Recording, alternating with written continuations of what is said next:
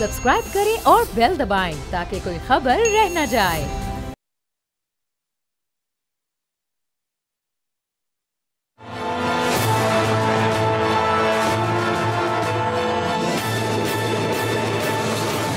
अस्सलाम वालेकुम, मैं हरबाब जहांगीर। आप देख रहे हैं प्रोग्राम तज्जिया। ब्लू इकोनॉमी आज ग्लोबल इकोनॉमी में खास अहमियत इख्तियार कर गई है। दुनिया के तमाम बड़े ममालिक अपने पोशीदा खजानों को तलाश करके भरपूर फ़ायदा उठा रहे हैं।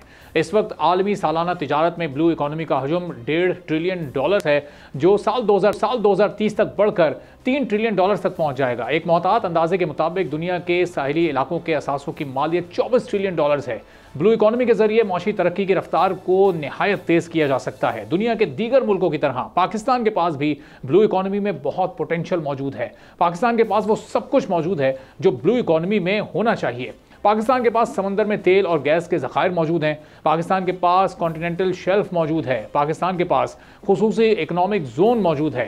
पाकिस्तान के पास समंदर में आबी हयात मौजूद हैं। सिर्फ 250 इकसाम की तो मछलियां हैं जो पाकिस्तान के समंदर में पाई जाती हैं, और पाकिस्तान $4 बिलियन की फिश एक्सपोर्ट करने की सलाहियत भी रखता है। कराची पोर्ट, गवादर पोर्ट और पोर्ट कासिम से मुल्क की 90% से ज़ायद तिजारत होती है। दुनिया की मईशत में तिजारत का अहम तरीन जरिया बहरी राहदारियाँ हैं। सिर्फ एशिया में बड़ी और छोटी 1720 से ज़ायद बंदरगाहें और जेटियाँ मौजूद हैं, जिसके ज़रिए बैनुल-अक़वामी और ख़ित्ते के ममालिक के दरमियान तिजारत होती है।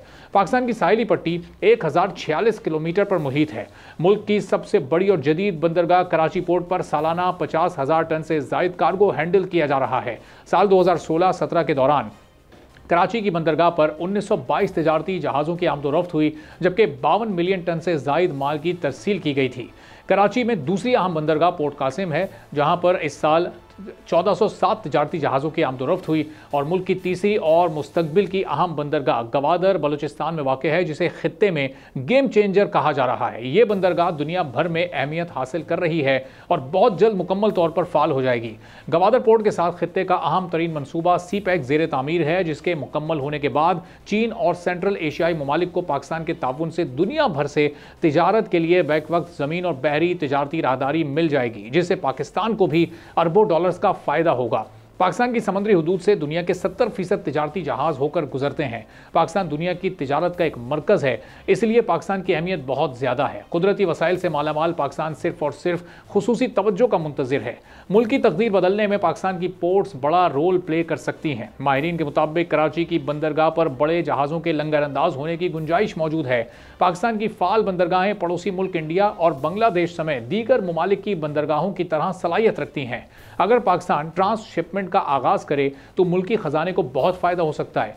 अब यहाँ पर सवाल ये पैदा होता है कि ट्रांसशिपमेंट होगी कैसे। किसी भी मुल्क से बड़े बहरी जहाज़ पाकिस्तान की बंदरगाहों पर लंगर अंदाज हों, और यहाँ सामान की क्लियरिंग के अलावा बड़े जहाज़ से छोटे बहरी जहाज़ों में कंटेनर्स मुंतकिल किए जाएँ और दीगर ममालिक की छोटी बंदरगाहों समेत मुख्तलिफ ममालिक में भेजे जाएँ। अगर पाकिस्तान के सबसे बड़े शहर कराची की बंदरगाह से सिलसिला शुरू किया जाए तो पोर्ट पर मसरूफियात बढ़ जाएंगी और मुल्क को आमदनी की मद में पैसे भी मिलना शुरू हो जाएंगे। इस वक्त कराची की सबसे बड़ी बंदरगाह पर 90,000 से 1 लाख टन तेल उतारने की सहूलत मौजूद है। इसी तरह 70 से 75,000 टन कार्गो ऑफलोड करने की सहूलत भी मौजूद है। तर्जुमान कराची पोर्ट ट्रस्ट के मुताबिक कराची पोर्ट पर 34 ड्राई बर्थ और 3 ऑयल बर्थ मौजूद हैं। कराची पोर्ट पर इस वक्त 16 मीटर तक गहराई वाला जहाज लंगर अंदाज हो सकता है। इस टर्मिनल पर मदर वेसल बासानी लंगर अंदाज हो सकता है, और माहिरीन के मुताबिक इस टर्मिनल को मजीद 2 मीटर तक बढ़ाया भी जा सकता है। इसके अलावा कराची पोर्ट कासिम बंदरगाह पर 11 से 12 मीटर गहराई तक का जहाज लंगर अंदाज हो सकता है, और गवादर पोर्ट पर 12 से 13 मीटर तक जहाज की गुंजाइश मौजूद है। माहिरीन के मुताबिक पाकिस्तान की ब्लू इकोनॉमी की सनत को पूरी सलाहियत के मुताबिक इस्तेमाल नहीं किया गया, जबकि इसमें $100 अरब से ज़्यादा की आमदनी पैदा करने की सलाहियत मौजूद है। मुल्क की मईशत हर दौर में कशमकश का शिकार रही, और पाकिस्तान जैसे मुल्क के लिए कौमी मईशत में ब्लू इकोनॉमी को शामिल करना इंतहाई अहमियत का हामिल है, जिसमें फिशिंग की एक्सपोर्ट बड़ी इंपॉर्टेंट है। इसके अलावा जो बीच टूरिज़म है उसकी अपनी बड़ी इंपॉर्टेंट है। डीप सी मिनरल्स जो मौजूद हैं उनको अगर निकाला जाए तो उससे भी पाकिस्तान को अरबों डॉलर्स का फ़ायदा हो सकता है। लेकिन ये सब कुछ होगा कैसे, इस पर हम गुफ्तगू करेंगे। खाकान नजीब साहब हमारे साथ मौजूद हैं, साबिक मुशीर हैं वज़ारत ख़जाना के, हमारे माशियात भी हैं। बहुत शुक्रिया खाकान साहब, प्रोग्राम के लिए आपने वक्त निकाला। अभी ब्लू इकोनॉमी का शोबा जो कि एक तवील अरसे से हम पाकिस्तान में नज़रअंदाज कर रहे हैं, इसमें कितना पोटेंशियल मौजूद है, ख़ास तौर पर जो इसके मुख्तलिफ शोबे हैं, शिपिंग है, फ़िशिंग है, फिर बीच टूरिज़म है, फिर माइंस एंड मिनरल्स हैं, तो अगर इन तमाम को इस्तेमाल किया जाए मैक्सिमम तरीके से, तो कितना फ़ायदा पाकिस्तान को आने वाले दिनों में हो सकता है सर? सो अरबाब साहब कि लोग इस चीज़ को समझ सकें, सो ब्लू इकोनॉमी को आप डिफाइन करते हैं as the sustainable use of ocean resources, अपनी इकोनॉमिक ग्रोथ के लिए, जॉब क्रिएशन के लिए, लाइवलीहुड्स के लिए, और preserving nutrition of the people. अब पाकिस्तान में अगर आप कहते हैं कि इतनी स्टंटिंग है, so it can be helpful there. Powering the economies, जैसे आपने जिक्र किया, ऑयल एंड गैस के रिसोर्सेज, और आखिर में preserving the health of the ocean ecosystem जो है वो दुनिया को ठंडा रखता है, यानी कि कीपिंग द प्लैनेट कूल। सो अगर हम इस निगाह से इस चीज़ को देखेंगे तो ऑब्वियसली एक बहुत ही जिसे कहेंगे फंडामेंटल रोल जो है वो ब्लू इकोनॉमीज़ का डिफ़ाइन हो सकता है। अब क्या पाकिस्तान के पास, जैसे हम बहुत सी चीज़ें कहते हैं कि पाकिस्तान के पास मौजूद हैं, क्या इसका कोई वाकई पोटेंशियल है या नहीं है, या फिर in the end the issue is governing the blue economy of Pakistan? So इसका जवाब नंबर्स में आपने कुछ सामने रखा। 1050 किलोमीटर की लेंथ है पाकिस्तान के कोस्टल बेल्ट की। Just to understand it globally, ये 74th बिगेस्ट लेंथ है दुनिया की। So obviously the potential is there, अगर सिर्फ आप इसी चीज़ पे बेस करें। अब ये पोटेंशियल है क्या?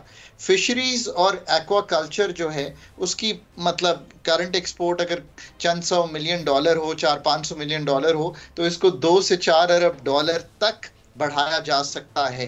पहले हम देख लेते हैं क्या क्या पोटेंशियल है और फिर क्या करना है। कोस्टल टूरिज्म जो है हार्डली जनरेट करता है couple of $100 million again.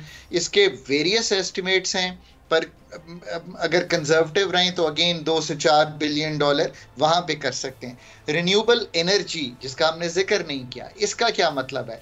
Both wind and the solar powering of Pakistan जो है, it is eco friendly and it is forever, it has no cost. So development of offshore wind farms could contribute to the energy security of Pakistan.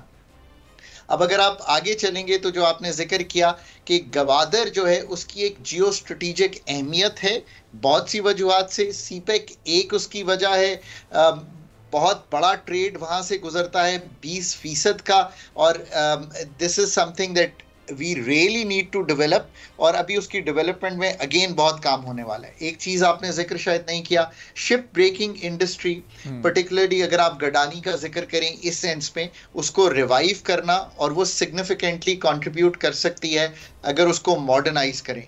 बहुत काम होने वाला है इस पर।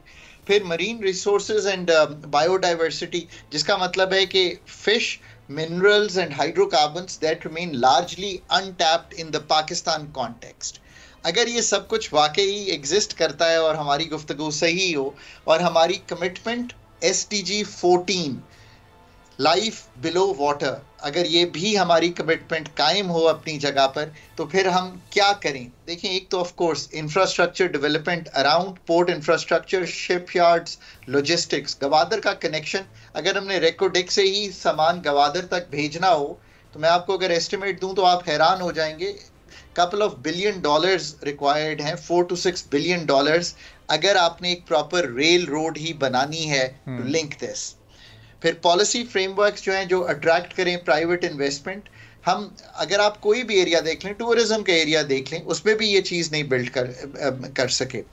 और बहुत, अब ये तो आपने आज ये टॉपिक उठाया है, वरना सवाए इसके कि मैंने इस पे पढ़ा है, एक there is a general lack of awareness, और मतलब let me say this, of expertise in Pakistan. So अगर ये बात सब सही हो तो इस सब को डेवलप करने के लिए एक फ्रेमवर्क ही जो है पहले, और हमारी मैरिटाइम एक जैसे कहेंगे मिनिस्ट्री भी है, मतलब उसको कैसे स्ट्रेंथन किया जाए कि वो ये सारी गुफ्तगू को अमली जामा पहना सके। I think that's the tough part. फिर मतलब हाईवेज हैं जो इनको कनेक्ट करेंगी, ये इटसेल्फ बहुत बड़ा एक टास्क होगा। टूरिज्म फैसिलिटीज अगर आप जाकर देखेंगे तो ये कैसे बनेंगी, ये शायद खाली प्राइवेट सेक्टर से नहीं बनेंगी। तो may be triple P is a mode. हम तो सिर्फ सामने चीजें रख रहे हैं कि क्या किया जा सकता है। कैन यू ब्रांड, आपने देखे हैं कि कई एरियाज दुनिया में डेवलप होते हैं तो वो ब्रांड होते हैं एज कोस्टल डेस्टिनेशंस। सो कौन सा ऐसा एरिया है जिसको आप ब्रांड करेंगे एज कोस्टल डेस्टिनेशन, जिसने काम ही ये करने आना हो, like you know pristine beaches, marine biodiversity हो, कोई कल्चरल हेरिटेजेस हो, ये अब सारा काम जो है ये किसी ने तो करना है। ऑफ कोर्स इसको सस्टेनेबल बनाना है, कैसे एनवायरमेंटली कंजर्वेटिज्म जो है वो आपने कंजर्वेशन जो है वो इंश्योर करनी है वहाँ पे। और फिर लोकल कम्युनिटीज़ की सोचिए जो कि अभी पसमानदा हैं अराउंड दीज एरियाज, कैसे इस सारी चीज़ में डेवलप होगी। और पाकिस्तान के केस में let's be honest, improving the security facilities and measures around all this will play a big role अगर हमने ये वाकई सब कुछ जो है इसको पाए तकमील तक पहुंचाना है। अब आई डोंट नो कि हम इतना बड़ा ये एरिया जो है इसकी डेवलपमेंट के लिए इतना सारा जो काम होने वाला है, और इसमें जहाँ तक सिंध का ऑफ कोर्स बहुत बड़ा ताल्लुक होगा, बलूचिस्तान का, बिकॉज ये दोनों गवर्नमेंट्स में कोस्टल एरियाज एग्जिस्ट करते हैं। चलें पंजाब और केपी के तो शायद उस तरह से नहीं है। और फिर यू नो हमें अपनी फिजिकल रजीम, इसमें क्या हम कोई टैक्स हॉलीडेज दे सकते हैं, क्या कर सकते हैं। फिर एक्सप्लोरेशन कंपनीज पाकिस्तान क्यों नहीं आती। पाकिस्तान की गैस 4200 MMCFD से आज 2200-2500 MMCFD रह गई है। What did we do with the local exploration? I mean really, ये जो डायरेक्टरेट जनरल हमने पेट्रोलियम कंसेशंस का बनाया हुआ है, इसने आखिर क्या काम किया। तो आई मीन अगर आप इस सारी चीज़ को देखें तो अब इतना बड़ा पर्चा इस पे कौन लिखेगा जिसका एक फ्रेमवर्क होगा जो इम्प्लीमेंट होगा और उसका एक फॉलो थ्रू होगा। असल बात तो आके फिर वहीं रुक गई ना कि this also like many other things is an economic governance issue to take this forward. It's a coordination issue. It's an implementation issue to you know really जिसे कहेंगे अगर ये काम किया जा सके किस तरह कैपेसिटी बिल्ड होगी। I really think it's terribly an uphill task for Pakistan. तो जी खाकन साहब, ये ज़ाहिर इतना ज़्यादा जो ये काम होने की ज़रूरत इसलिए है चूँकि शायद माजी में उतना काम हुआ नहीं। अगर ये थोड़ी थोड़ी चीज़ें बेहतर होती आ रही होती तो आज पाकिस्तान को इससे फ़ायदा भी हो रहा होता। अब कुछ फिगर्स ऐसे हैं जो बड़े हैरान कुन हैं कि हम सिर्फ कार्गो की मद में कोई 6 से 9 अरब डॉलर्स एनुअली पे कर रहे हैं, और ये वो रकम है कि जो कई IMF प्रोग्राम्स के बराबर है। पाकिस्तान ने अपना सबसे बड़ा IMF प्रोग्राम इस वक्त 7 अरब डॉलर्स का लिया है। तो ये एक IMF प्रोग्राम तो हम सालाना बचा सकते हैं अगर हम अपने कार्गो पर ही, शिपमेंट पर ही थोड़ी तवज्जो दे लें। फिर जो फ़िशिंग का शोबा है, हम देख रहे हैं कि हमारी कोस्टल बेल्ट बांग्लादेश से डबल है, लेकिन हमारी एक्सपोर्ट्स और हमारी क्वालिटी और हमारी इंटरनेशनल प्राइस फ़िश की उनसे बहुत पीछे है। तो ये चंद एक चीज़ें तो ऐसी हैं जो बहुत आसानी से, बहुत थोड़ी सी तवज्जो देकर भी बड़ी आराम से स्ट्रीमलाइन हो सकती हैं। तो क्यों ये अभी तक ये चीज़ नज़रअंदाज होती आई है और अब ये कैसे स्ट्रीमलाइन होगी? तो देखिए, एक तो बात यह कि एडवोकेसी ही ब्लू इकोनॉमी की with in the framework of the authority जो है वो नहीं है। आई थिंक रियलाइजेशन नहीं है। So let me comment bold TV and you कि आपने ये इशू जो है उसको आखिर सामने तो हम लाए हैं। मे बी इस पे हमें एक डिटेल्ड नशिस्त करनी चाहिए। सो पोर्ट मॉडर्नाइजेशन जो है वो पाकिस्तान की, मैंने जैसे कहा, गवादर हो चाहे वो कराची हो, to accommodate larger vessels and enhance operational efficiency, इसका क्या फ्रेमवर्क है, और अगर वो फ्रेमवर्क है तो बर्दिंग कैपेसिटी और फैसिलिटीज़ कैसे इंप्रूव हो रही हैं, कार्गो हैंडलिंग सिस्टम्स कैसे मॉडर्नाइज हो रहे हैं, कोल्ड चेन लॉजिस्टिक्स, अगर ये सब काम आपने करना है तो मतलब you know develop cold storages, logistic facilities to support the shipping of perishable goods. अभी तो आप फार्म पाकिस्तान से जब मार्केट तक चीज़ें लाते हैं तो estimates go from 10 to 33% of the vegetable being wasted. आप सोचिए कि ये सारा काम करने के लिए अब तो ऐसी शिप्स हैं ना जिसपे फिश वहीं पे आती है, वहीं पे टिन होती है, वहीं पे कोल्ड स्टोरेज में जाती है और दुनिया में चली जाती है। अब मतलब गुफ्तगू तो फिर what is Pakistan merchant shipping policy, हुकूमत को आके बताना है ना कि हो सकता है कोई हो this can encourage local shipping companies to expand their fleets, पर क्या किसी को मालूम है कि वो फैसिलिटी क्या है? फिर रेगुलेटरी फ्रेमवर्क है क्या और उसको कैसे जदीद बनाया जा सकता है? बिकॉज माजरत के साथ 77 साल में अभी तक कई चीज़ें तो ब्रिटिश राज की चला रहे हैं। Pakistan naval shipping national shipping corporation, क्या उसने अपने सारे फ्लीट को, जैसे आपने कहा इतनी हम कॉस्ट दे रहे हैं, क्या मॉडर्नाइज कर लिया है, या क्या लोकल शिप बिल्डिंग जो है उस सतह पर आ गई है? इसका एक अहाता करें, इसका एक अगेन, अब ये सारा काम जो है, इसके साथ साथ सॉरी एक चीज ना भूल जाऊं, मैंने पहले भी कहा स्किल डेवलपमेंट प्रोग्राम्स बहुत इंपॉर्टेंट होंगे। अब आप कहते हैं जी हमने 15-20 लाख नौकरियां निकालनी है, अब एक कितना बड़ा सेक्टर है जिसके बारे में हम आज गुफ्तगू कर रहे हैं, तो ये सारा काम जो है ये कैसे होगा? फिर ऑफ कोर्स आपके बायलैटरल एग्रीमेंट्स, जो आप कहते हैं कि छोटी शिप्स में यहाँ से जाए, तो वो एग्रीमेंट्स करने पड़ेंगे ना आपको इर्द गिर्द के, जहाँ पे आप सप्लाई करना चाहते हैं, चाहे आप यूएई कहें, सऊदी अरेबिया कहें, दुबई कहें, जहाँ भी आप करना चाहते हैं, तो वो कैसे होगा? क्या हम लेवरेज कर सकते हैं गवादर को as a transshipping hub for trade with Central Asia, enhancing its role as a regional logistic? Now here's the key for the next 5 to 10 years, can we really build that? फिर marine conservation policies हैं so that हम दुनिया के साथ रहें। digital solutions क्या हैं? देखिए अब तो everything is because digital, so क्या हम tracking of the ship से लेके manning of the logistics तक, supply chain efficiency तक, क्विक करने, क्लियरेंस ऑफ गुड्स तक, क्या हम वो सारा काम कर सकते हैं? You know that is something really to think about. और इन द एंड मैं हमेशा कहता हूं कि पाकिस्तान के केस में हमें एक एनहांस्ड मैरीटाइम सिक्योरिटी जो मेजर्स हैं वो भी आउटलाइन करने पड़ेंगे दुनिया को और नेबर्स को, सेंट्रल एशिया को या मिडल ईस्ट को, ताकि एक कंफर्ट हो कि जो मैंने सारी चीज़ें आपके सामने रखी हैं ये हम कर सकते हैं। गवादर की एक जियो स्ट्रेटेजिक लोकेशन है, इसमें कोई दो आरा नहीं हो सकती, ना सिर्फ Arabian Sea and Indian Ocean तक, South Asia, Central Asia, Middle East तक, और सीपेक के तनाजुल में यहाँ पे खड़े हैं। मैंने इतना बड़ा एजेंडा आज आपके सामने रख दिया है इस चीज का। Trade hub for landlocked country, Kazakhstan, Uzbekistan, Turkmenistan, ये तो मैंने कुछ चीजें आपके सामने रखी हैं। क्या हम ये सब कुछ कर सकते हैं? फिर ऑफ कोर्स मतलब चाइना पाकिस्तान इकोनॉमिक कॉरिडोर, जो कि चाइना की जो वो प्रोविंस है उसको गवादर पोर्ट से लिंक करता है onwards for travel. I don't know, let's see. हमने ये बात तो आज सामने रखी है, पर इसको बहुत तवातर से और बहुत बड़ी एडवोकेसी करनी पड़ेगी अगर इसको हमने सेंटर स्टेज लाना है, और सिर्फ IMF की गुफ्तगू और IMF के प्रोग्राम से निकलना है। वो सिर्फ आपको एक तकवीयत देता है। ये हैं हार्ड काम पाकिस्तान के करने के, ये टफ कॉल्स नहीं है, ये हार्ड कॉल्स हैं। द डिफरेंस इज कि आप कीमत बढ़ाते हैं तो आपको टफ लगता है, ये मेहनत तलब काम है कि 5 साल में यहाँ खड़े थे जो आज अरबाब और खाकान ने डिस्कस किया। Can this look very different in the next 5 to 10 years?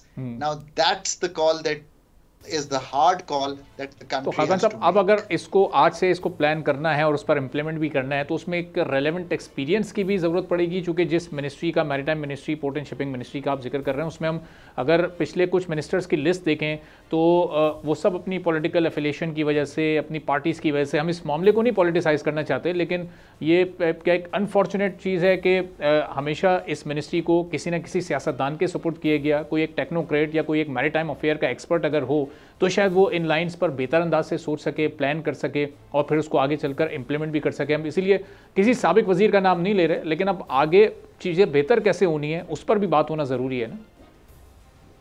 गुजारिश ये है कि पाकिस्तान की जो बेशतर मसाइल इतने बड़े दिखाई देते हैं, उनके जब एंड पे जाएं, चाहे वो एनर्जी सेक्टर हो, चाहे वो हमारी ब्लू इकॉनमी हो, इसका एंड तो होता है कि public sector capacity to frame policy frameworks, public sector capacity to ease the regulatory burden on doing business, public sector capacity to frame 6-7 papers that we have today outlined, public sector capacity to attract investment, B2B, not, you know, making projects. Can this be enhanced or not in the end? So design framework ये सारा करने के लिए maritime को कौन lead करेगा? अगर कोई भी पॉलिटिकल फिगर कर रहा है तो उसके साथ टेक्नोक्रेट की भी उतनी ही अहमियत होनी चाहिए। जो मिसिंग लिंक है सारी चीज़ में, मैंने 2 लोगों के तो नाम ले दिए जो मौजूद हैं, the political network and the executive network, but there is no professional network in most of these ministries, and that is why we keep falling far behind. ये जो अभी आपको फ्रेमवर्क मैंने सामने रखा है, आपने मुझे कल कहा था, मैं आज कह देता हूँ ये बात कि हम इस पे गुफ्तगू करेंगे। I had to study a number of documents to equip myself to make a logical and a cogent argument. अब इसको सारे को करने के लिए तो आप सोचिए कि आपको कितने एक्सपर्ट्स चाहिए जो ये डॉक्यूमेंट को फ्रेम कर सकें। I think that is the way forward for Pakistan कि ये खुद एक टेक्निकल कैपेसिटी बिल्ड करके इस इशू को कोऑर्डिनेशन के साथ आगे लेकर चला जाए। But the good part of our discussion today is that there is a true potential। और क्या हम 5-8 अरब डॉलर के करंट अकाउंट से घबरा जाते हैं कि इतना हो गया?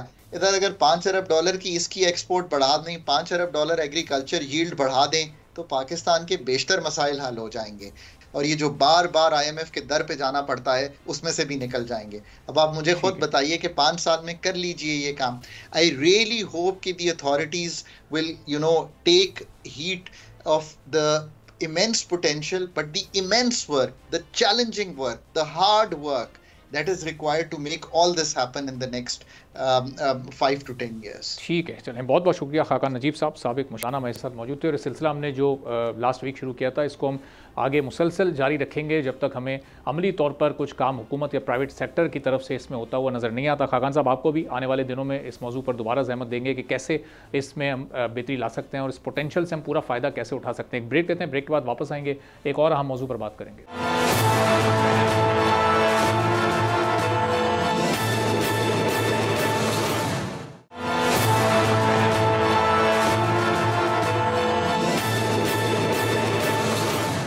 एक बार फिर प्रोग्राम में आपको खुशामदीद कहेंगे। पाकिस्तान टेली कम्युनिकेशन नेटवर्क यानी PTCL इस वक्त शदीद माली मुश्किलात का शिकार है। PTCL ग्रुप का माली बोझ दीगर SOEs यानी पाकिस्तान स्टील मिल्स, PIA और पाकिस्तान रेलवेज की तरह बढ़ता ही जा रहा है। रेवेन्यू में इजाफे के बावजूद माली नुकसानात की शरह में भी इजाफा हो रहा है। 2006 में मुत्तहिदा अरब अमारात की एक टेलीकॉम कंपनी इत्तसलात सिर्फ 26% शेयर्स $2.6 बिलियन में हासिल करके PTCL का इंतजामी कब्जा हासिल करने में कामयाब हो गई थी, जिसके बाद PTCL माली कारकर्दगी में तवाज़ुन बरकरार ना रख सकी और सालाना अरबों रुपए का खसारा होता चला गया। हुकूमत पाकिस्तान इस वक्त भी 62% शेयर्स के साथ PTCL की मालिक है। 12% शेयर्स बैंक्स, इंश्योरेंस सेक्टर और स्टॉक मार्केट के जरिए आम लोगों के पास हैं। PTCL ग्रुप में PTCL, यूफून और यू बैंक शामिल हैं। ज़्यादातर ज़ेरे समंदर इंटरनेट केबल्स भी PTCL की मिल्कियत हैं। PTCL इस वक्त इंटरनेट होलसेल बिजनेस में डोमिनेंट पोजीशन रखती है, लेकिन इसके बावजूद इत्तसलात के ज़ेरे इंतजाम चलने वाली PTCL माली बदहाली का शिकार है। PTCL की जानिब से जारी किए गए आदादोशुमार के मुताबिक 2023 रेवेन्यू में 15.3% का इजाफा हुआ है और इस इजाफे के साथ PTCL ने 9 महीनों में 160.6 बिलियन रुपए की आमदनी भी हासिल की है। साथ ही PTCL ग्रुप ने इस मुद्दत के दौरान 15.3 बिलियन रुपए का नुकसान भी किया है। PTCL ग्रुप ने 2023 में गुज़िश्ता साल के मुकाबले में 14.1 बिलियन रुपए का नुकसान बर्दाश्त किया था। PTCL के जारी माली नुकसानात के बारे में इंक्वायरी के बावजूद PTCL की जानिब से कोई वजाहत नहीं दी गई है। टेलीकॉम सेक्टर के एक्सपर्ट्स PTCL ग्रुप के बढ़ते माली खसारे पर तशवीश का इजहार कर रहे हैं, जो कि कुल इनकम का 8 से 10% के दरमियान बनता है। एक और खबर के मुताबिक PTCL ने माली साल 2023-24 की आखिरी सहमाही में 3.4 बिलियन रुपए का बड़ा नुकसान उठाया, जो गुज़िश्ता माली साल की इसी मुद्दत में 2.1 बिलियन रुपए के करीब था। PTCL पर बढ़ते माली बोझ की अहम वजह बढ़ते अखराजात हैं, जो 32% इजाफे के साथ 12.97 बिलियन रुपए तक पहुंच गए। एक जानिब PTCL शदीद माली दबाव का शिकार है और दूसरी जानिब इत्तसलात के ज़ेर इंतजाम चलने वाली PTCL एक बड़ी टेलीकॉम कंपनी यानी टेलीनॉर को $400 मिलियन का बड़ा कर्ज लेकर खरीद रही है। 108 अरब डॉलर्स की ये डील है। इस $400 मिलियन के अलावा PTCL ने मजीद $500 मिलियन का कर्ज हासिल करने की मनसूबाबंदी कर रखी है, जिसके जरिए PTCL अपने मौजूदा कारोबार को मुस्तहकम करने के लिए इस्तेमाल करेगी और साथ साथ जब टेलीनॉर को खरीद कामयाब हो जाती है तो उसकी जो सर्विसेज क्वालिटीज़ हैं उनको बरकरार रखने पर भी यह रकम खर्च होगी। अब कॉम्पिटिशन कमीशन ऑफ पाकिस्तान में इस वक्त ये मामला ज़ेरे समात है। अब देखना यह कि वहाँ से क्या फैसला सामने आता है और ये डील करने के बाद PTCL किस तरह से अपने खसारे पर काबू पाने की कोशिश करता है और फिर टेलीनॉर को किस तरह लेकर आगे चलता है। कल्बे अली साहब हमारे साथ मौजूद हैं, बिजनेस जर्नलिस्ट हैं, इस मामले को मुस्तकिल कवर कर रहे हैं। बहुत शुक्रिया कल्बे अली साहब हमारे साथ प्रोग्राम में शामिल होने के लिए। अब ये बताइएगा कि PTCL तो पहले खसारे में और कर्जे लेकर ये टेलीनॉर को खरीदने की इस वक्त कोशिश भी कर रहा है। कॉम्पिटिशन कमीशन ऑफ पाकिस्तान में मामला मौजूद है, तो ये खसारे में रहने के बावजूद किस तरह से टेलीनॉर को कामयाबी के साथ चलाने की दावेदार हो सकती है, क्या कहते हैं आप? एक खसारा तो हम सिर्फ एक हिस्सा देख रहे हैं जो कि इनका अपना खसारा है। ये हुकूमत पाकिस्तान के तकरीबन $80 करोड़ यानी $800 मिलियन के मखरूज भी हैं। और ये जो हमारी हुकूमत पाकिस्तान की बड़ी फराहमी है कि 1-1 अरब डॉलर के लिए तो हम काफ़ी ज़्यादा मेहनत कर रहे हैं।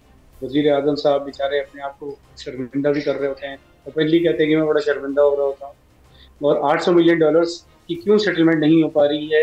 2006 से, 7 से, 2010 से हम लगा लें, तब से अब तक ये $800 मिलियन की सेटलमेंट क्यों नहीं कर रहे हैं? बाकी अब जब कर्ज लेके ये एक नई कंपनी खरीद के उसको चलाएंगे तो फिर आखिरकार कर्ज देने के लिए भी पैसे वापस देने पड़ेंगे। तो जितनी भी आमदन होगी यूफोन टेलीनॉर से वो सारी निकल जाएगी। इसी हवाले से मजीद कुछ पैसे भी देने पड़ेंगे, तो इसका मतलब खसारा बढ़ जाएगा। तो ये चीज़ इवेंचुअली नजर आ रही है कि रेलवेज की आई है या स्टील मिल वाली सूरत हाल बनती जा रही है कि अपने जो कर्ज है उसकी ही अदायगी में सारा जो मुनाफा तो दूर की बात है, जो अपने जमा पूंजी है वो भी धीरे धीरे करके लोग जाया करते जाएंगे और ये कर रहे हैं। तो कलवेली साहब, एक तरफ इत्तलात है जो 26% का शेयर होल्डर भी तो है, तो उनकी इन्वेस्टमेंट तो इस पूरी कहानी में, इस पूरे एपिसोड में हमें कहीं नज़र ही नहीं आ रही, जो कि अरबों डॉलर्स वो कमाता है। अगर वो ये इन्वेस्टमेंट कर देता तो शायद पीटीसीएल को $400 मिलियन या $500 मिलियन के कर्ज की ज़रूरत ही ना पड़ती, और शायद ये जो 15-16 अरब का खसारा सालाना इस वक्त पीटीसीएल कर रहा है, शायद उस खसारे में भी काफ़ी हद तक कमी वाक़ई हो सकती है। क्या समझते हैं आप? दरअसल अब ये कहना अच्छा नहीं लगता और कुछ थोड़ा ज़्यादा वो बोल्ड वो हो जाएंगे, लेकिन बात यह है कि इसमें इत्तलात तो बेनिफिशियरी है ना, वो क्यों इन्वेस्टमेंट करेंगे? उन्होंने एक ही बार इन्वेस्टमेंट की थी, अब ये 2000.6 अरब की बात हुई थी जिसमें से 1 अरब रोक लिए थे उन्होंने। तो 1.6 में उनको एक बहुत बड़ी, कोई 100 साल से ज़्यादा पुरानी बहुत बड़ी कंपनी उनको मिल गई जिसका पूरा मुल्क में बेस है, और उसी ही की जो आमदन है उससे ही इन्होंने आके पेंशन की हैं, और पीटीसीएल की ही आमदन से अपने भी जो अपने इंतजामी अखराजात हैं उसको बहुत शाहाना अंदाज में चला रहे हैं। लेकिन ये जो शाहाना अंदाज के एक्सपेंसेस हम कह रहे हैं ये पीटीसीएल के हैं, यूफोन के तो इससे भी ज़्यादा हैं। यूफोन के डिस्क्लोज इसलिए नहीं होते कि यूफोन बहुत ही समझदारी से, वो लिस्टेड कंपनी नहीं है। अब जब सरकारी इदारा है लेकिन उसके जो फाइनेंशियल अकाउंट्स हैं वो गवर्नमेंट ऑफ पाकिस्तान को भी वाज़ेह तौर पर नहीं शेयर किए जाते, बोर्ड से शेयर किए जाते हैं। बोर्ड में सिवाय एक सेक्रेटरी और 1-2 लोगों को छोड़ के बाकी तो डोमिनेशन इत्तलात वाली की है, यानी पीटीसीएल की इत्तलात की है, ई डॉट को ई को जो हो गए ई एंड को। तो अब उनकी जो डोमिनेशन है, तो यूफोन के अखराजात और यूफोन के खसारा तो बिल्कुल वाजे नहीं है जिसकी वजह से पीटीसीएल बैठ रहा है, और यूफोन के जो पैसे हैं वो कहाँ लग रहे हैं। अब अगर हम इस बात को तस्लीम कर लें कि यूफोन ने बहुत ज़्यादा मैसिवली अपने आप को अपग्रेड करने में इन्वेस्टमेंट की है और इसलिए उनके खसारे हैं, तो फिर जैस कैसे तरक्की कर रहा है, जोंग कैसे सर्वाइव कर रहे हैं? फिर टेलीनॉर भी तो अब तक सर्वाइव कर ही रहा था ना इस तरह से। वो तो उनकी एक ग्लोबल चेंज आई है कि जिसकी वजह से वो पाकिस्तान छोड़ रहे हैं। इन्होंने कई और मुल्कों से भी अपने आप को विड्रॉ किया है, एशिया के कई मुल्कों से। तो ये मुल्क पे ये वाली कंपनीज कैसे चल रही हैं? तो अगर ये चल सकती हैं तो फिर यूफोन को नहीं चल सकता। बैंकों से लोन लेके, बैंक्स वगैरह से लोन लेके यूफोन को तो बहुत एडवांटेजेस भी हैं कई सारी, जो जायज़ को नहीं थी। तो इसलिए ये सारी मिसमैनेजमेंट की कहानी है। हुकूमत से वाज़े तौर पे इसके फिगर्स और ये जो फैक्ट्स हैं वो डिस्क्लोज नहीं कर रही। कि हुकूमत से क्या मतलब, पब्लिक से डिस्क्लोज नहीं हो रही। और उसकी एक बड़ा अच्छा तरीका ये है कि चूंकि यूफोन एक प्राइवेट एंटिटी है, एक तरह से सब्सिडरी हो गई पीटीसीएल की, पर पीटीसीएल खुद एक गवर्नमेंट की एंटिटी है, तो वो प्राइवेट एंटिटी कैसे है यूफोन? तो उसके अकाउंट्स क्यों नहीं डिस्क्लोज किए जाते? ना पार्लियामेंट्री कमेटी के सामने आते हैं, ना किसी ऑडिट में आते हैं, और ना जाहिर बात है लिस्टेड नहीं है तो स्टॉक मार्केट में भी नहीं आते। तो यूफोन के ही वजह से सारे लॉसेज आ रहे हैं, और यूफोन के पैसे कहाँ जा रहे हैं ये कोई वाज़ेह नहीं है। तो फिर जब ये मिसाल पहले ही एक टेस्ट केस के तौर पर ये सामने है कलवे अली साहब, तो जब टेलीनॉर को भी एक्वायर करने में अगर पीटीसीएल कामयाब हो जाएगा तो वो सर्विस क्वालिटी का वो मयार वो कैसे बरकरार रख सकेगा? कर्ज लेकर खसारे में रहकर कब तक वो ये सिलसिला जारी रख सकेगा? तो आपको नहीं लगता कि ये मौका तो किसी और कंपनी को मिलना चाहिए था जो कि ऑलरेडी प्रॉफिटेबल हो, जिसके ये 18 और 20 अरब के सालाना लॉसेज ना हो?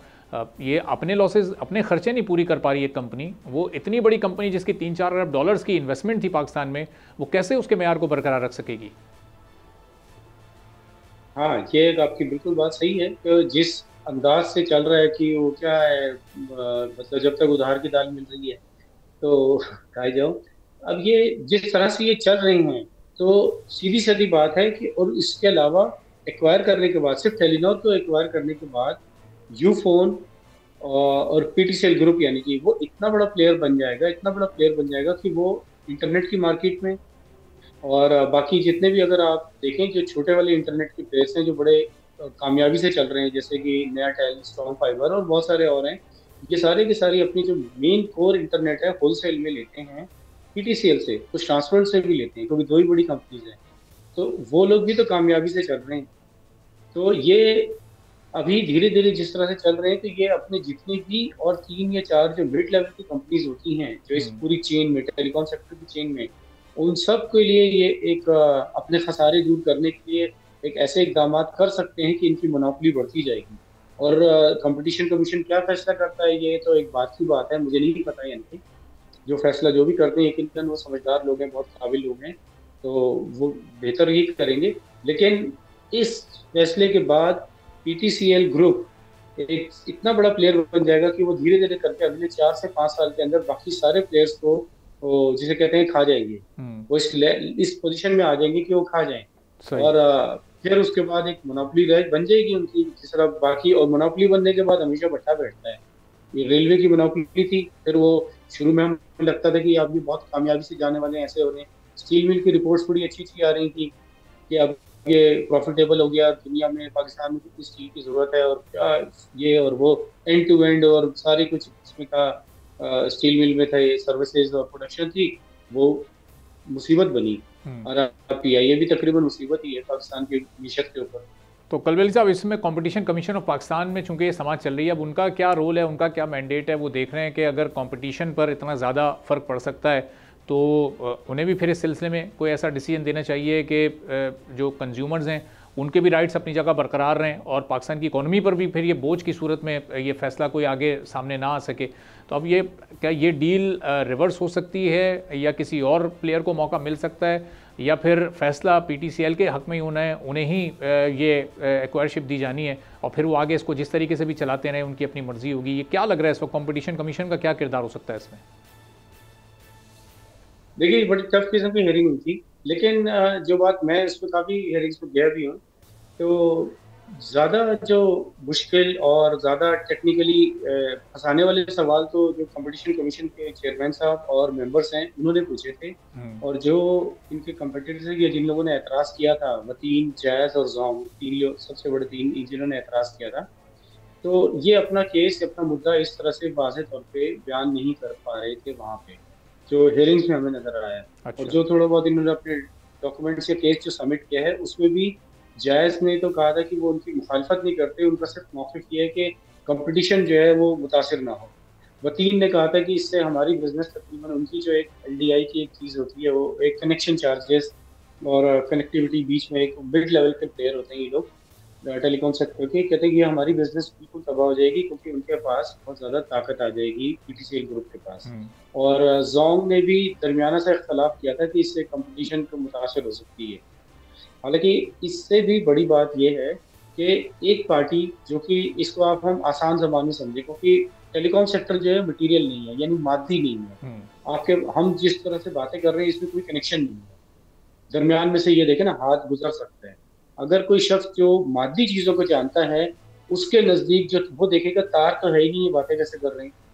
तो मैं मादी लिहाज से आपको सिर्फ ये समझा दूं कि अगर एक ऐसी कंपनी जिसके पास ऑयल रिफाइनरीज है सबसे बड़ी पाकिस्तान की, 2 या 3 ऑयल रिफाइनरीज हैं, एक कराची में हो गई और एक पिंडी या पेशावर में हो जाए, उसके पास सबसे ज़्यादा ऑयल रिग्स हैं, तेल पैदा करने की जो रिग्स हैं, फील्ड्स, ऑयल फील्ड्स, वो उनके पास सबसे ज़्यादा हैं मुल्क में, और पेट्रोल पंप की चेन भी सबसे बड़ी हो जाए। तो ऐसी कंपनी जो होगी वो बाकी किसी किस्म की कंपटीशन को बहुत आसानी से फारिग कर सकती है, खा जाएगी। ये सीसीपी वाले अब इस पे क्या डिसीजन लेते हैं वो अपनी जगह, लेकिन there has to be some measures के ना सिर्फ कंज्यूमर्स बल्कि जो इकोनॉमी की जो ग्रोथ है वो सफ़र करती है जब किसी के पास मोनोपोली आ जाए।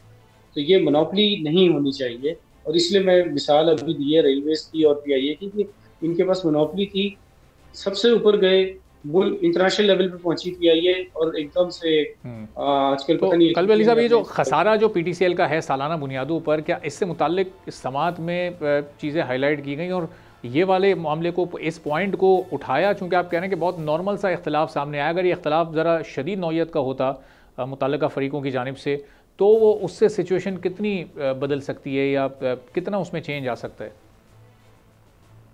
ये जो जिस तरह से मैं कह रहा हूँ कंपेटिटर्स, ये तीन जो है सबसे बड़े, वो तीन जैज़ और जोंग, जिन्होंने अपना मुद्दा पेश किया था, ये इनको चाहिए था कि इसको वाज़े तौर पे समझाने वाले अंदाज में लेते हैं। उन्होंने बहुत ही इसको लाइटली लिया और ये बात वाज़े नहीं कर पाए कि जी अगर एक कंपनी अभी ऑलरेडी खसारे में है तो एक्वायर करने के बाद ये और मोनोपोली होने के बाद वो एक बड़ी भी हो जाएगी और फिर खसारा भी बढ़ेगा।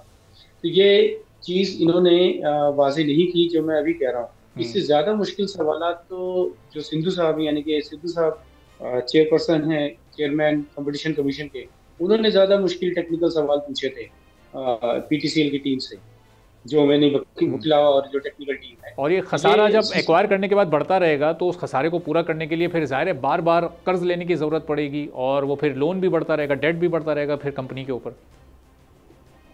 हाँ, या फिर उसकी चार्जेस बढ़ाते जाएंगे, मतलब इंटरनेट चार्जेस अपने बढ़ाएंगे, और या फिर ये जो टेलीफोनी चार्जेस हैं वो बढ़ाएंगे। किसी कहीं ना कहीं से फिर ऐसे कुछ इकदाम बीच में आएंगे कि जैसे लेट से कोई प्रॉपर्टी है वो बेच दी। अब इसमें से बेशतर प्रॉपर्टीज ऐसी हैं जो कि पीटीसीएल या यूफोन की अपनी नहीं है, वो एम्प्लॉयज की है। जो सबका एम्प्लॉयज है उनके नाम पे ट्रस्ट बना था, एम्प्लॉय ट्रस्ट की प्रॉपर्टीज हैं। वो प्रॉपर्टीज अब ये लोग अपना मुख्तलिफ जगहों पे किराए पे दे रहे हैं और उसमें एम्प्लॉयज को तो इतना नहीं मिल रहा जितना कि वो यूफोन के खसारे में एडजस्ट हो रहा है। तो यानी वो जो ट्रिकल डाउन इफेक्ट है वो आखिर में एंड कंज्यूमर तक ही आ रहा है। जिस तरह अभी हम बिजली के शोबे में या मुख्तलिफ शोबों में इस वक्त हम देख रहे हैं, जो काम सालों पहले हुआ उसके पैसे अब लोग भर रहे हैं। तो ये इसका मतलब कि ये आखिर में जाके फिर टैरिफ्स बढ़ने, फिर वो जो मुख्तलिफ पैकेजेस की सूरत में जो सिर्फ वो नाम नहाद सस्ते पैकेजेस होते हैं उनकी भी फिर कॉस्ट जो वक्त के साथ साथ अभी आहिस्तेगी के साथ बढ़ती है, शायद मुस्तकबिल में बहुत तेज़ी के साथ बढ़ने लगे। हाँ बिल्कुल, वो यही होगा और इसी तरह ही होता है कि और फिर ये चूंकि मैनेजमेंट प्राइवेट है और इसकी भी कोई गारंटी तो नहीं है ना कि ये लोग अगले 5 से या 10 साल के बाद भी चलाएंगे। जब एक अपने हिसाब से जो भी मैनेजमेंट इसके जहाँ पे भी वो कर रही हैं पैसे जा रहे हैं, अगर ये आउट ऑफ कंट्रोल हुआ तो मैनेजमेंट अपना ठेका या अपनी जिम्मेदारी खत्म कर सकती है। यानी इत्तलात को जो है वो ईएंड को वो अपना अगर वो कॉन्ट्रैक्ट खत्म भी कर दें तो फिर वो जो डूबा हुआ स्ट्रक्चर है, खंडर है, जो भी आप कह लें, पिंजर है, वो हुकूमत पाकिस्तान संभालती रहेगी जिस तरह से बाकी हम संभाल रहे हैं। और तो अभी अगर गवर्नमेंट ऑफ पाकिस्तान इसको सीरियसली नहीं लेते तो बाद में 5 से 10 साल के बाद जिस तरह बाकी चीज़ों में रो रहे हैं इसमें भी रोएंगे। और सीसीपी क्या मेक श्योर कर सकती है गवर्नमेंट ऑफ पाकिस्तान को या पीटीसीएल की इंतजामिया को कि क्वालिटी आपने नहीं गिरने देनी, टैरिफ में आपने कोई एकदम बहुत बड़ा इजाफा नहीं कर देना, जिस तरह जो सिचुएशन पहले अंडर कंट्रोल चली आ रही थी उसी को लेके आपने आगे फॉलो करना है? सीसीपी के पास ये मैंडेट मौजूद है? देखिए, ये सीसीपी वाले ये दो चीज़ें तो कह सकते हैं, करेंगे। और मैं जो बात आपसे कह रहा हूँ कि वो अगले 3 साल तक मोस्ट ऑफली एक्वायर करने के बाद यूफोन की कैपेसिटी है, यूफोन टेलीनॉर की जो कैपेसिटी है वो इतनी रहेगी, इतनी है कि ये लोग अभी टैरिफ कम करेंगे, कर सकते हैं। अच्छा, इससे ताकि कंपटीटर जितने भी हैं वो आउट ऑफ बिजनेस हो जाए। जब वो आउट ऑफ बिजनेस हो जाएंगे तो फिर ये मोनोपोली या चीज़ इनके हाथ में आएगी, तो वो तब उसके बाद बढ़ाया जा सकता है, जो भी कर सकते हैं। जैसे अब हमारे पास रेलवे का कोई और ऑप्शन नहीं है, उसके बाद दूसरा ऑप्शन जो बनता है मटीरियल साइड पे है, तो वो ट्रांसपोर्टेशन के लिए लोग बसें यूज करते हैं क्योंकि एक नहीं है जी, तो लोग मजबूरन अब बसेस बढ़ गई हैं और रेलवे मजीद कम होती जा रही है क्योंकि अब उसकी बिजनेस भी बसेस में जाना शुरू हो गई है। ठीक है, तो अभी शुरू में तो अगले 2-3 साल तक तो टैरिफ हो सकता है कम करेंगे। जब कम करेंगे तो जो कंपटीटर्स हैं, जो रियल बिजनेसमैन है, वो फारिग हो जाएंगे इस रेस में से। ठीक है, बहुत बहुत शुक्रिया कल्बी अली साहब, बिजनेस जर्नलिस्ट हमारे साथ। तो नाज़रीन आपने उनकी सुनी। इसी के साथ आज के प्रोग्राम से इजाज़त दीजिए। अल्लाह हाफ़िज़।